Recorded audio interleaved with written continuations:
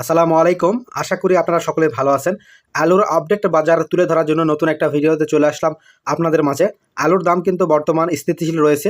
দাম কিন্তু বাড়তেছে না। এটা কিন্তু কৃষকদের জন্য একটা হতাশার কথা। যদিও গত ৮ থেকে ১০ দিন পর্যন্ত কিন্তু আলু এক নাগাড়ে কিন্তু দাম বৃদ্ধি পাচ্ছিল এবং কিছু দিন কিন্তু বা কোনো দিন কিন্তু আবার স্থিতিশীল রয়েছিল। তবে এখন কিন্তু শোনা যাচ্ছে যে স্থিতিশীলের পাশাপাশি আলুর দাম কিন্তু আবার একটু কমতেছে কোনো জায়গায়। তো আজকে ১৫ই মে ২০২৫ রোজ বৃহস্পতিবার জানিয়ে দেব আজকের আলুর আপডেট বাজার। আজকে তো আমার ইউটিউব চ্যানেল থেকে যারা ভিডিওটি দেখতেছেন অবশ্যই চ্যানেলটি সাবস্ক্রাইব করবেন এবং ফেসবুক পেজ থেকে যারা দেখতেছেন অবশ্যই পেজটি ফলো দেবেন এবং ভিডিওটি বেশি করে শেয়ার করবেন। জয়পুরহাট সদর উপজেলায় আলু বেচা কেনা হচ্ছে সাদা ডায়মন্ড আলু ৪৮০ থেকে ৪৯০ টাকা সর্বোচ্চ প্রতিমন এবং লাল স্টিক আলু ৪৫০ থেকে ৪৬০ টাকা সর্বোচ্চ প্রতিমন বেচাকেনা হচ্ছে জয়পুরহাট সদর উপজেলায়। আর আমি যে বাজারটা তুলে ধরি এটা কিন্তু একদম প্রান্তিক কৃষক পর্যায়ের বাজার। কৃষকরা যে মূল্যটা পেয়ে থাকে আমি কিন্তু সেটাই আপনাদের মাঝে তুলে ধরি। তো আলুর দাম কিন্তু মোটামুটি অনেক জায়গায় কিন্তু আজকে এবং গতকালকেও কিন্তু কোনো জায়গায় শোনা গিয়েছিল যে আলুর দাম কমতেছে ১০ টাকা ৫ টাকা এবং আজকেও কিন্তু অনেক জায়গায় আলুর দাম কিছুটা কমে গেছে। তো এতে কিন্তু কৃষকদের মোটামুটি একটা হতাশার কথা আবারও ফুটে উঠতেছে বা হতাশার দেখা যাচ্ছে।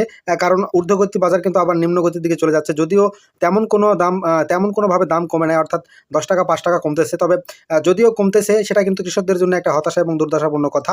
আর আমি যে বাজারটা তুলে ধরি এটা কিন্তু একদম কৃষক যেই দামটা পেয়ে থাকে এবং কৃষক নিজের খরচে আলু বাছাই করে বস্তা করে এবং সেই আলুটাকে কিন্তু আবার আড়ত পর্যন্ত পৌঁছায় দিতে হয়। তাহলে কিন্তু আমি যে বাজারগুলো বলে থাকি এটা কিন্তু তারা মূল্য পেয়ে থাকে।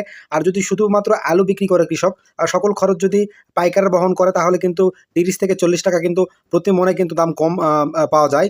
অর্থাৎ আপনি যদি পৌঁছে দেন তাহলে ৩০ থেকে ৪০ টাকা কিন্তু বেশি পাবেন এবং যদি পৌঁছে না দেন তাহলে কিন্তু ৩০ থেকে ৪০ টাকা আপনি কম পাবেন। আর এই ৩০ থেকে ৪০ টাকার ব্যবধানটা হচ্ছে দূরত্বের উপর, অর্থাৎ রাস্তা কতটুকু দূরত্ব, অর্থাৎ ভাড়ার যে কস্টিং সেটা কিন্তু কম বেশি হয়ে থাকে। এজন্য ৩০ থেকে ৪০ টাকা কিন্তু মোটামুটি কম বেশি হয়ে থাকে।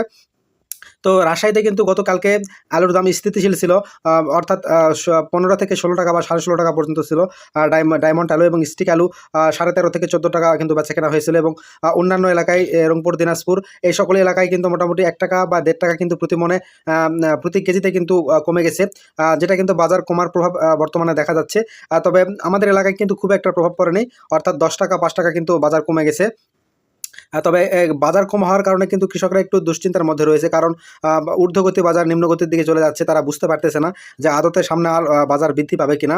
পাশাপাশি একটা বিষয় হচ্ছে প্রত্যেক দিন কিন্তু মোটামুটি ভালো পরিমাণে আলু এখনও রপ্তানি হচ্ছে বাইরের দেশগুলোতে।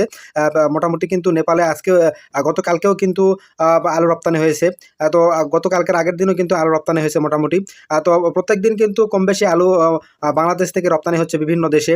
এটা কিন্তু ভালো একটা খবর। আমরা চাইবো যে মোটামুটি যেন বা প্রত্যেক দিন এই আলুর যে রপ্তানি হচ্ছে এটা যদি ২ থেকে ৩ মাস পর্যন্ত চলতে থাকে তাহলে কিন্তু দেশের আলুর যেই উৎপাদন বেশি হয়েছে বা চাপ সৃষ্টি হয়েছে এটা কিন্তু কমে যাবে বলে আমরা আশা করতেছি। আর আলুর চাপ যদি কমে যায় তাহলে কিন্তু আবারও কিছুটা দাম বৃদ্ধি পেতে পারে এবং সেটা সামনেই দেখা যাবে। কাঁচা বাজার বলা মুশকিল যে দাম বৃদ্ধি পাবে না কমবে, কারণ যখন আমদানি বেশি হয় তখন কিন্তু দাম অটোমেটিক কমে যায়, আবার যখন আমদানি কমে যায় তখন কিন্তু দাম অটোমেটিক বৃদ্ধি পায়। অর্থাৎ আলু কতটুকু বাজারে ঘাটতি রয়েছে বা কতটুকু বাজারে যাচ্ছে, আবার কতটুকু বাজারে দিচ্ছে কৃষক বা অন্যান্য জায়গা থেকে, তো এটার উপরে কিন্তু বাজার কম বেশি হয়ে থাকে। তো আলু চাপ কমলে কিন্তু অটোমেটিকলি বাজার বৃদ্ধি পাবে বলে আমরা আশা করতেছি। তো এই হচ্ছে আজকের সর্বশেষ আপডেট বাজার এবং তথ্য।